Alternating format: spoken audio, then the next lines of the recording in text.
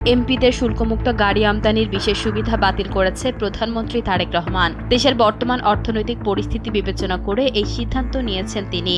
বৃহস্পতিবার প্রধানমন্ত্রীর সভাপতিত্বে অনুষ্ঠিত মন্ত্রিসভার বৈঠকে এই প্রস্তাব অনুমোদন দেওয়া হয়েছে।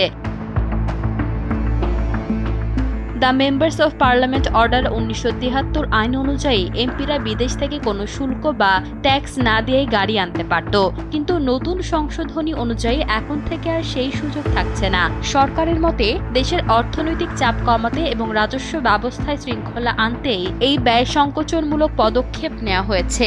এটি কার্যকর হলে সাধারণ মানুষের মতো এমপিদেরও গাড়ি আমদানিতে ট্যাক্স দিতে হবে। মন্ত্রিসভার অনুমোদন হওয়া প্রস্তাবটি এখন সংসদে বিল আকারে উঠবে। সংসদে অনুমোদন পেলে সংশোধিত আদেশ গেজেট আকারে প্রকাশের পর এমপিদের শুল্কমুক্ত গাড়ি আমদানির সুবিধা বন্ধ হয়ে যাবে। অর্থনৈতিক চাপ ও রাজস্ব ব্যবস্থাপনায় শৃঙ্খলা আনতে এই ধরনের ব্যয় সংকোচনমূলক সিদ্ধান্ত নেওয়া জরুরি হয়ে পড়েছে বলে মনে করছে মন্ত্রণালয়।